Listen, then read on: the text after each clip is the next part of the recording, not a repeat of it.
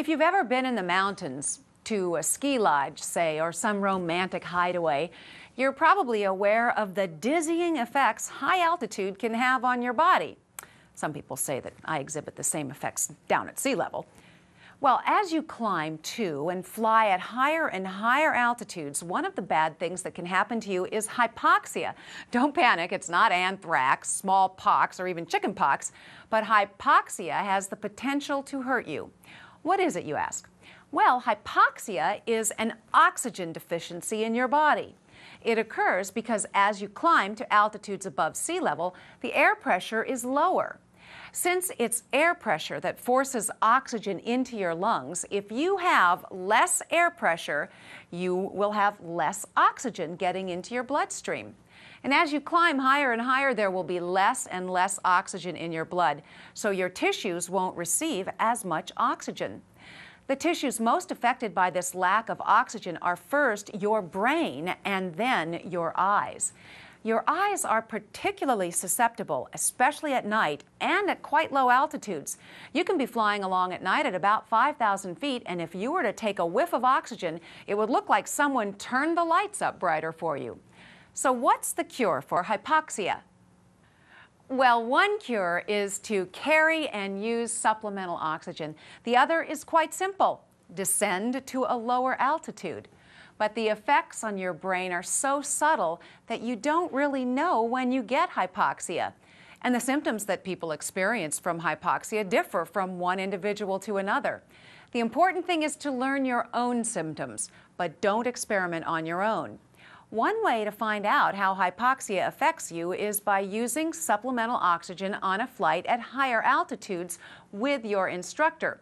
You could then go off the oxygen to experience your own symptoms while your instructor monitors and gives you exercises to perform. You could also check for one of the common physical symptoms in which your fingernails, lips, and ears may turn a funny shade of blue called cyanotic. Also, some people get irritable, while others may become giddy. When you have hypoxia, your decision-making ability is decreased. And what's so dangerous is that you may become euphoric. You think that everything is going fantastic. You're doing just great. But you aren't, and you don't realize it. So not only is hypoxia very dangerous, it's also very subtle. Something else that can happen to you when you're flying is carbon monoxide poisoning. Carbon monoxide is a colorless, odorless, tasteless gas, and it's one product of burning fuel in the engine. So how can you get carbon monoxide poisoning in the cabin of your Skyhawk? Well, as you know, your heater is basically a heat exchanger from the engine exhaust. So if there's a leak in the exhaust system, you could get carbon monoxide into the cabin via the heater. Some pilots put a simple carbon monoxide detector in the cockpit, which shows a color change when gas is present. And I've even heard of an ex-coal miner pilot who flies with a canary in a cage, and if the bird's hanging upside down on its perch, well, it's time to land. Now, large accumulations of carbon monoxide in your body will result in diminished muscle power.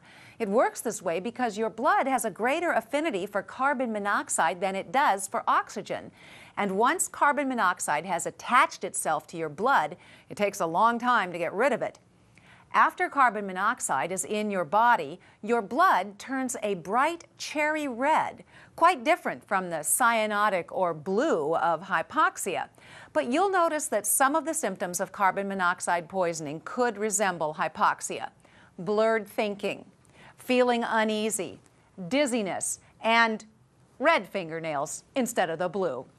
If you suspect that you have carbon monoxide poisoning, especially if you smell exhaust fumes in the cockpit for an extended period of time, first, open all the cabin air vents and then land as soon as you possibly can at the nearest airport and get medical attention.